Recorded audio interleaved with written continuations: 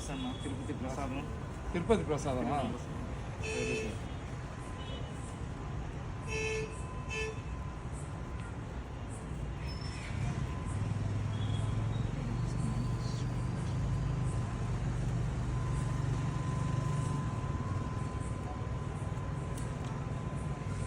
జై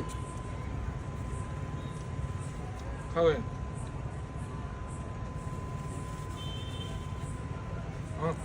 అస్సలాము అలైకుం రహమతుల్లాహి బర్కాతుహు. అందరికీ నమస్కారం. మా తమ్ముడు గాలి నడకన తిరుమల తిరుపతి దేవస్థానం కలియుగ దైవం వెంకటేశ్వర స్వామి దగ్గరికి వెళ్ళారు. ఈరోజు నాకు ఫోన్ చేసినారు, అన్న మీరు ఎక్కడ ఉన్నారని చెప్పి. దర్గా దగ్గర ఉన్నానని చెప్పినాను. నేరుగా దర్గా దగ్గరికి వచ్చి, అన్న వెంకటేశ్వర స్వామి గారి యొక్క ప్రసాదాన్ని తీసుకుని వచ్చానని ఇచ్చాడు. చాలా సంతోషంగా తీసుకొని చాలా పవిత్రంగా ఈ ప్రసాదాన్ని అనౌజుబిల్లాహి నేను తిన్నాను. అదేవిధంగా మనకు కుల మత ఏదైతే కులాలు మతాలు ఉన్నాయో అవి మన ఏకాగ్రత కోసం, కానీ అన్ని కులాలకు మతాలకు సర్వేశ్వరుడు ఒక్కడే.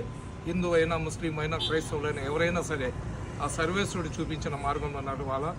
అదేవిధంగా ఎవరు ఎదుటి మనిషిని ద్వేషించండి లేదా ఎదుటి మనిషిని హింసించండి అని ఏ ధర్మం కూడా చెప్పదు.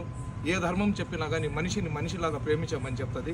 కాబట్టి ఏదైతే ఈ పవిత్రమైన ప్రసాదం ఉందో ఈ ప్రసాదాన్ని మా ఇంటికి కూడా నేను తీసుకుని వెళ్తున్నాను.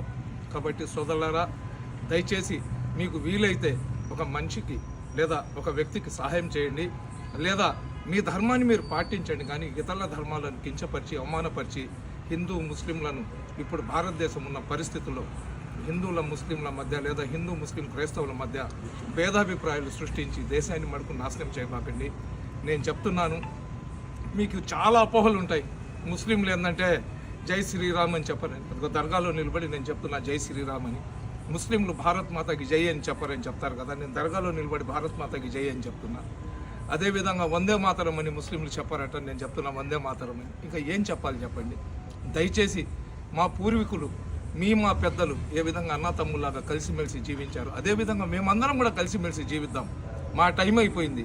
కానీ వచ్చే తరాలు ఒకళ్ళనొకళ్ళు ద్వేషించుకుంటూ ఒకళ్ళనొకళ్ళు నరుక్కుంటూ కొట్టుకుంటూ బ్రతికే విధంగా దేశాన్ని ఒక సోమాలియా లేదా అటువంటి దేశాలలాగా చేసి భారతదేశాన్ని అగ్నిగుండం చేసే బదులు ఏదైతే భారతదేశం ప్రపంచ దేశాల్లో శాంతికి మారుపేరు భారతదేశం, ఆ శాంతికి మారుపేరులాగా ఉన్న భారతదేశంలో అశాంతి చేయాల్సిన పరిస్థితులు లేకుండా మనమందరం కూడా మా బిడ్డలకు ఒక సరైన మార్గం చూపిస్తామని తెలియజేసుకుంటున్నాం. అస్సలాము అలైకుం.